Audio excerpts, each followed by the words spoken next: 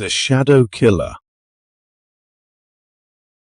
In a quiet small town called Willowwood, a series of mysterious murders had taken place. The victims were all killed at night in dark places, and the only thing left behind by the killer was a strange symbol resembling a shadow. The townspeople had dubbed the killer the Shadows, and fear had gripped the entire town. Detective Michael Reynolds, an experienced and determined investigator, was assigned to solve the case. Known for cracking complex cases, Michael was determined to bring the killer to justice.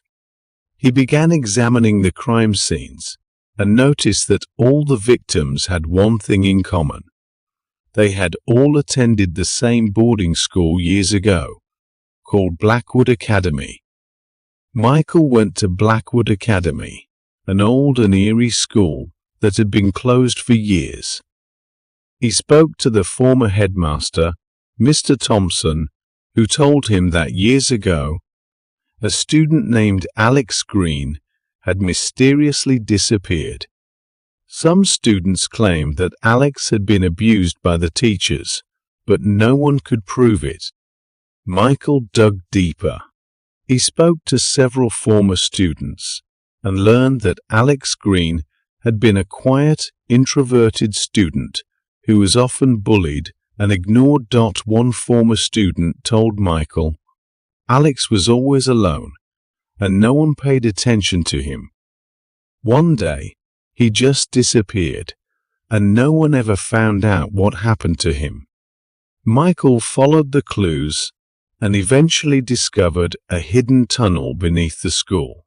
The tunnel was dark and mysterious, seemingly untouched for years.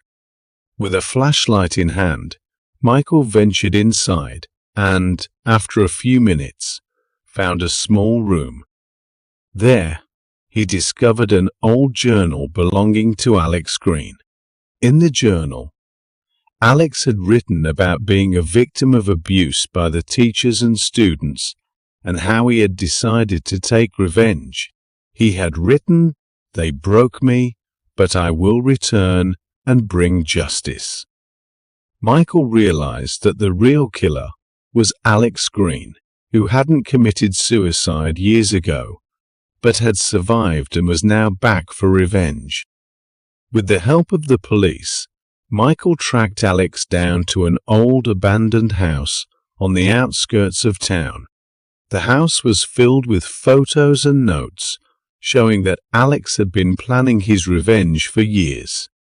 When Michael and his team entered the house, they found Alex in a dark room. Alex, now a middle-aged man, looked at Michael with eyes full of anger and said, "They broke me, but I proved I could be stronger." Michael tried to calm Alex down, saying, "Revenge isn't the answer. You've only created a cycle of violence." At first, Alex resisted, but eventually he surrendered and confessed to the murders. Revenge is never the solution to our problems. The pain and suffering we inflict on others only create a cycle of violence.